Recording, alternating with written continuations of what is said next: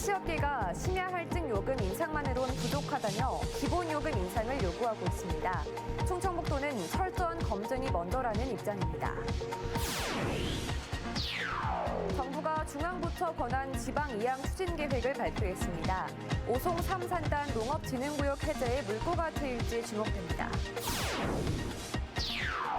아내가 외도로 낳은 아이를 거부했다는 이유로 형사처벌 위기에 놓인 남성이 법적 책임의 부당함을 호소하고 있습니다.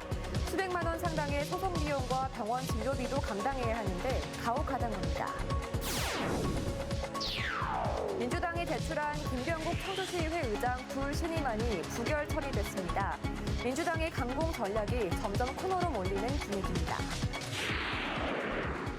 여러분 안녕하십니까. CJB 8시 뉴스 시작합니다. 심야 할증 요금을 올린 택시업계가 이번엔 기본요금 인상을 주장하고 있습니다.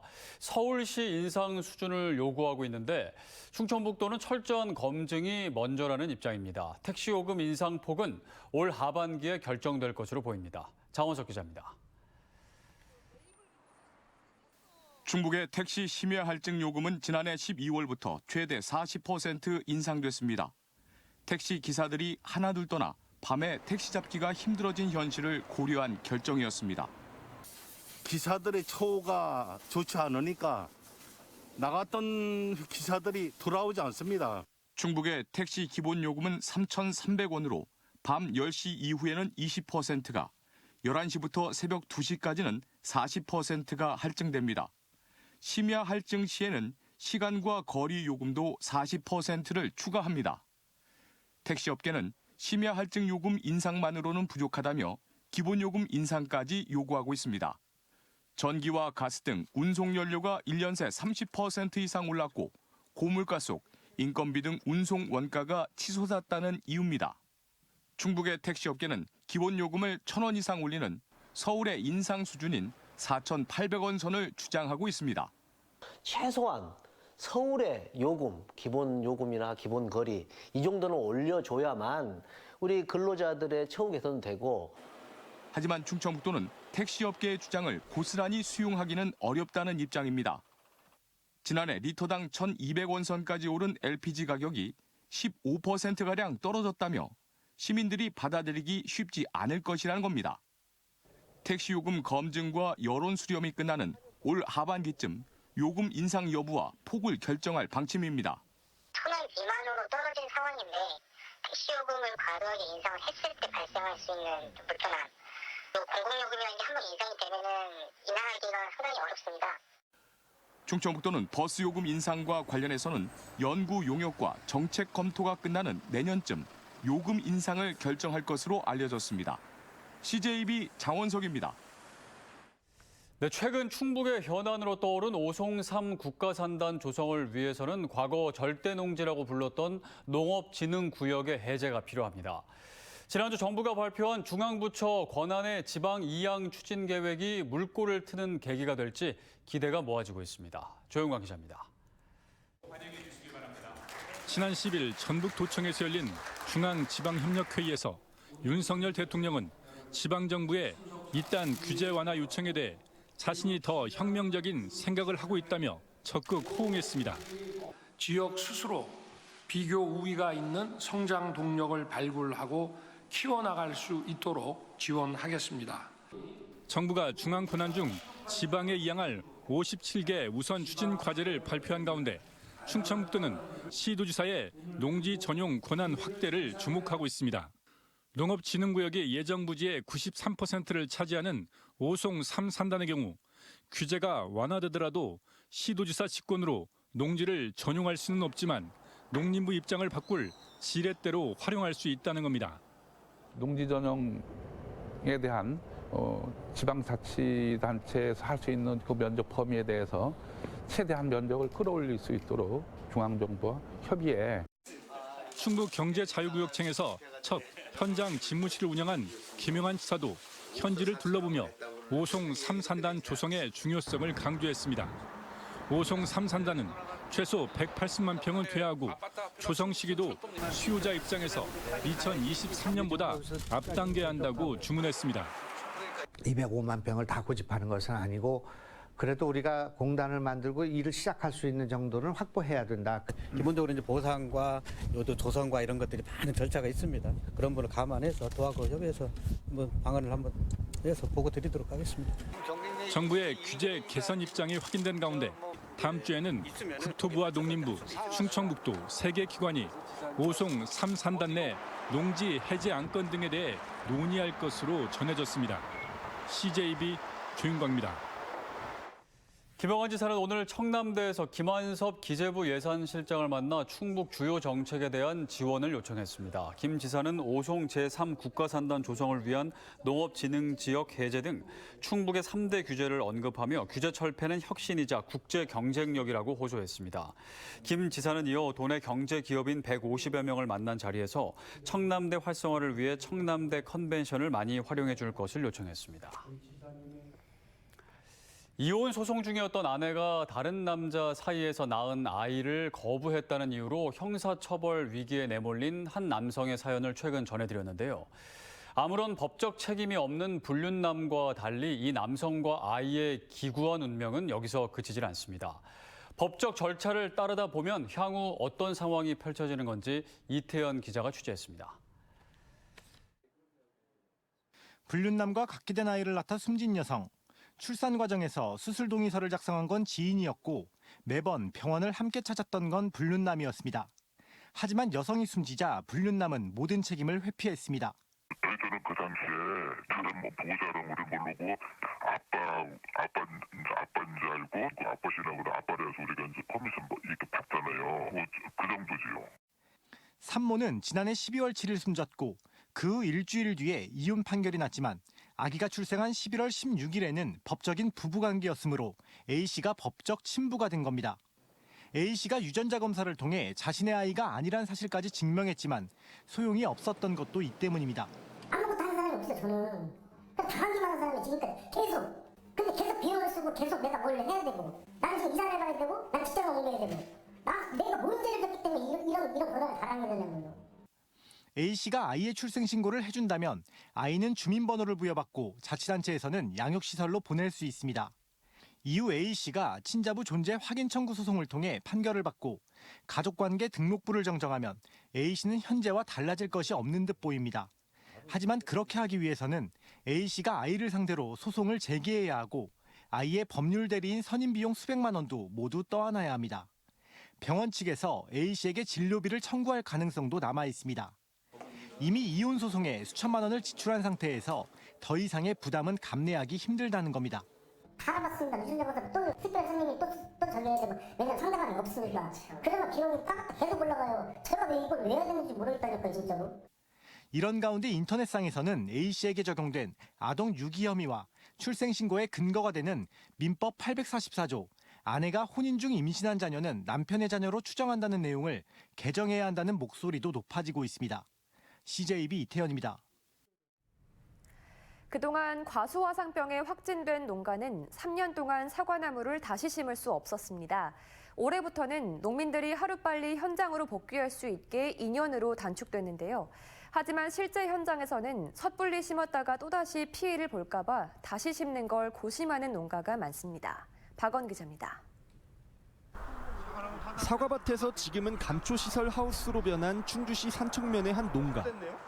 지난 2019년과 2020년 애지중지 키운 사과나무가 연이어 과수화상병 확진 판정을 받자 대체 작물을 고심하다 감초를 선택했습니다.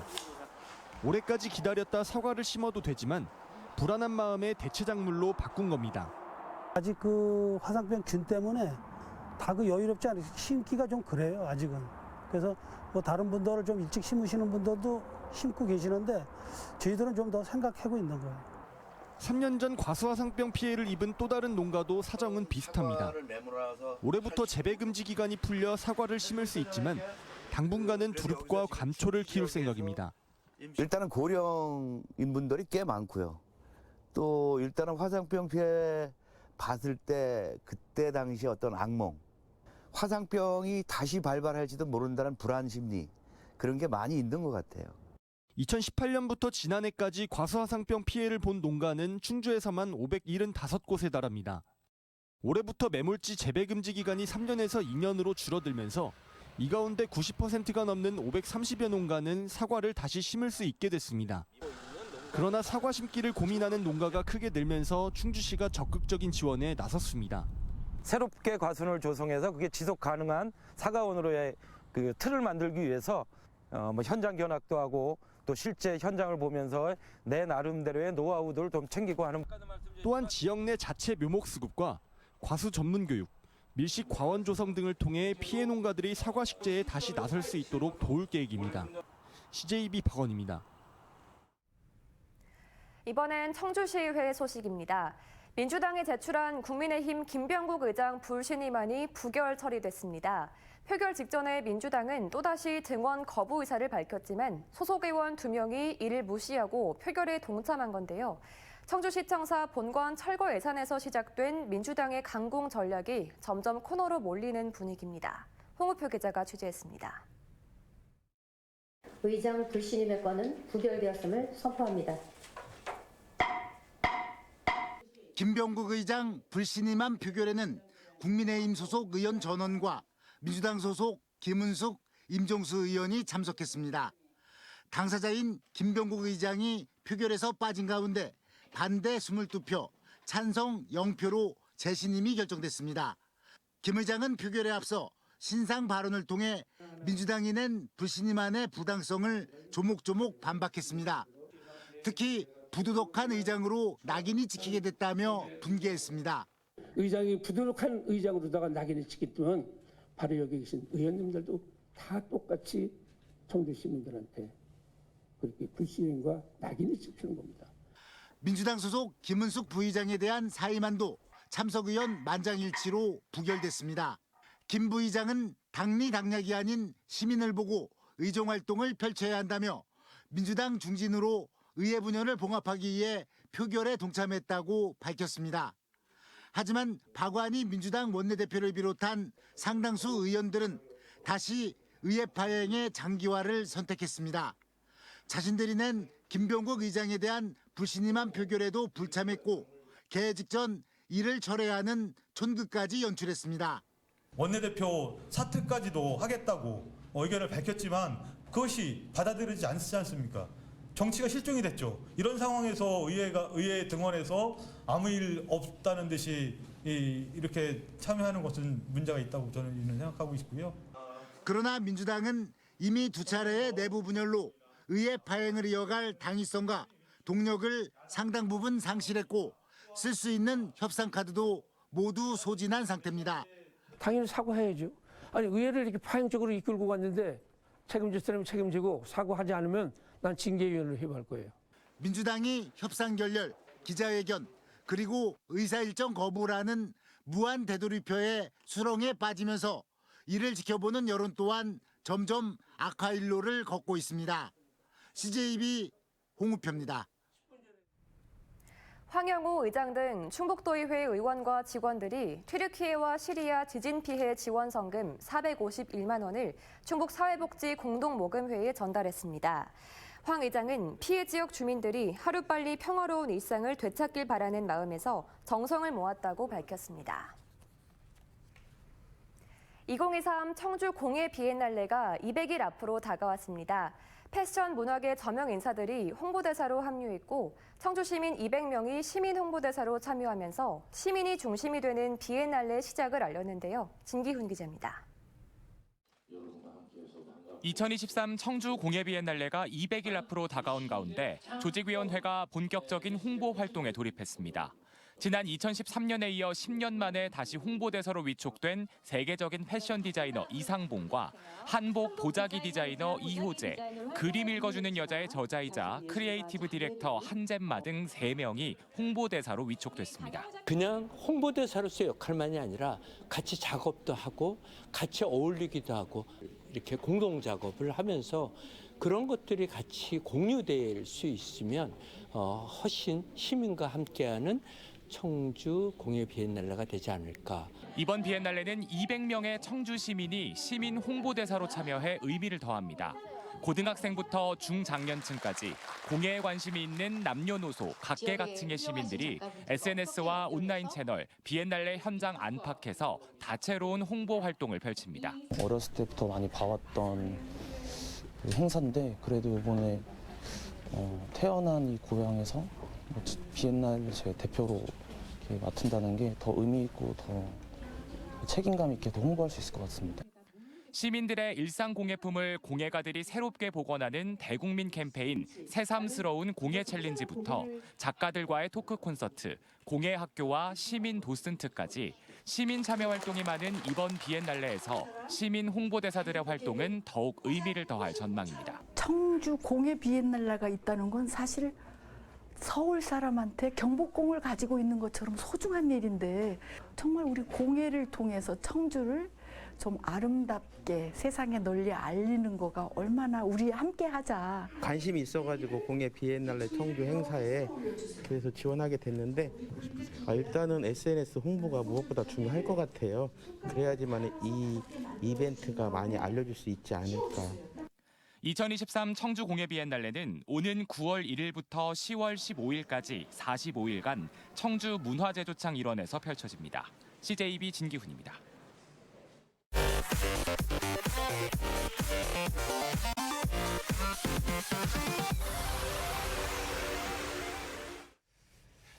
충청북도가 95억 원을 투입해 소규모 사업장 대기 오염 방지 시설 교체 사업을 추진합니다. 지원 대상은 중소기업법과 대기환경보전법을 적용받는 4종과 5종 사업장으로 비용 문제로 노후 시설 교체를 하지 못했거나 사물인터넷 측정 기기를 의무 설치해야 할 경우 설치 비용의 최대 90%를 지원할 계획입니다.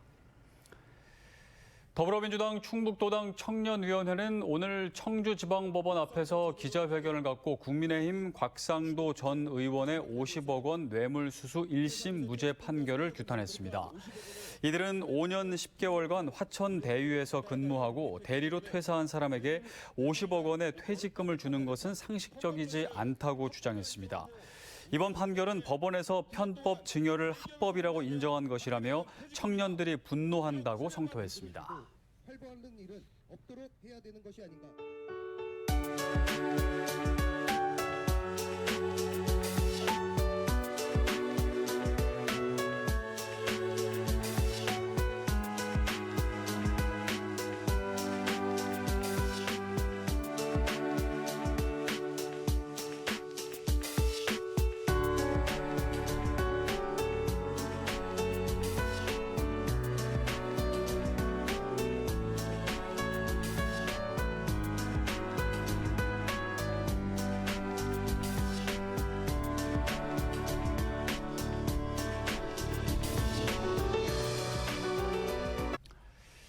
정부가 중앙 권한의 일부를 지방에 이양하기로 결정했습니다. 그동안 권한 이양의 목소리를 내왔던 지자체들은 환영하고 있는데요. 이 기회를 충분히 활용하면서 또 동시에 커진 권한을 문제없이 행사하기 위한 성숙한 토대 마련도 병행돼야겠습니다. CJB 8시 뉴스를 모두 마칩니다. 함께해 주신 여러분 고맙습니다.